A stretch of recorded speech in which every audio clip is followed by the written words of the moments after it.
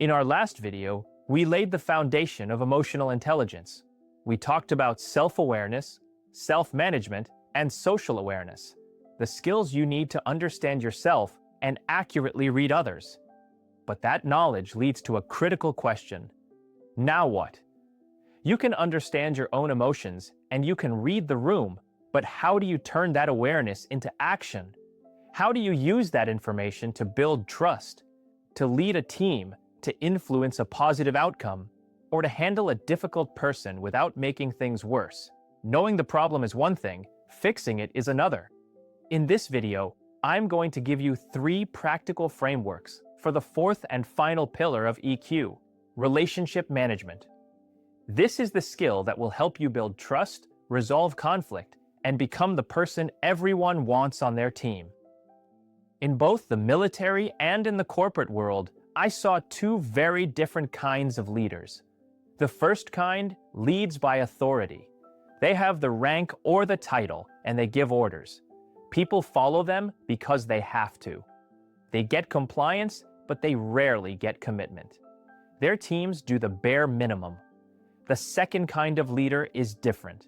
They may or may not have the official title, but they have something far more powerful: influence. They're the ones who can build genuine alliances. They know how to connect with people, how to persuade them toward a common goal, and how to inspire action without ever having to raise their voice or pull rank. People follow them because they want to. This is the power of high-level relationship management, and it's a skill you can learn. So let's get to the frameworks that will help you build this skill. The first is for influence and persuasion. The biggest mistake people make here is thinking that persuasion is about winning an argument or talking someone into something. It's not. True influence is about connection, and the framework is simple. Connect to their why. Before you ever ask someone for something, whether it's for help on a project or to support your new idea, you need to ask yourself one question: what's in it for them? How does your goal align with their goals, their values, or their own self-interest?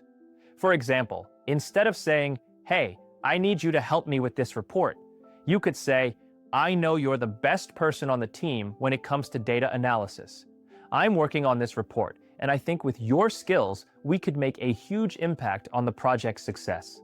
You've connected your need to their reputation for excellence.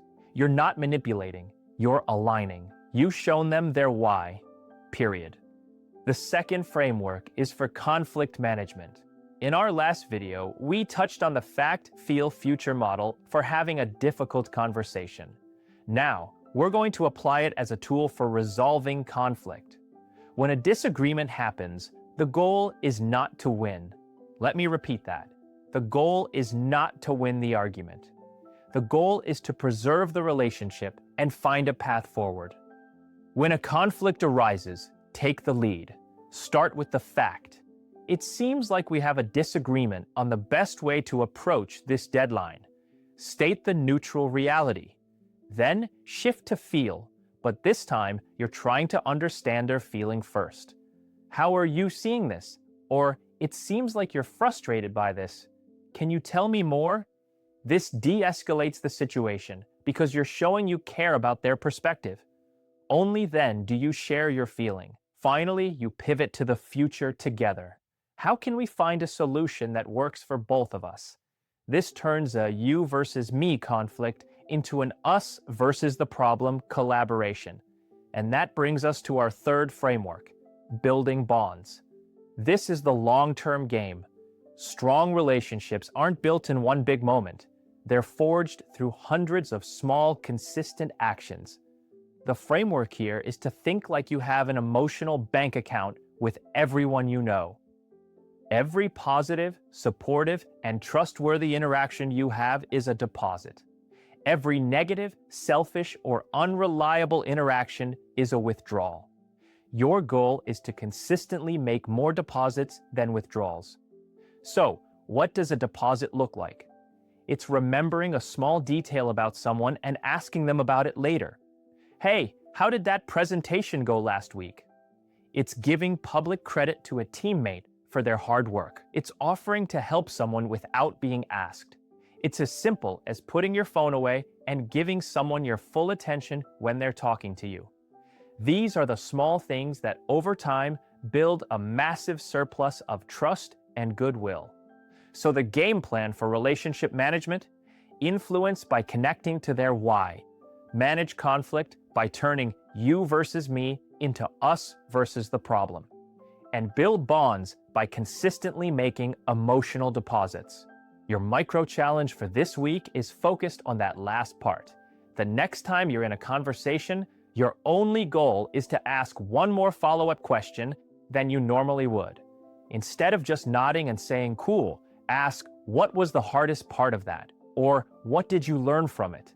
It's a small action that shows you're truly listening, and it's a powerful way to start making deposits. Now, I want to hear from you. What's the most challenging relationship dynamic you're dealing with right now, whether it's at work, in school, or on a team project? Let's discuss it in the comments. If you're ready to build your own strategic playbook with actionable frameworks like this one, make sure you hit that subscribe button and turn on the bell notification right now.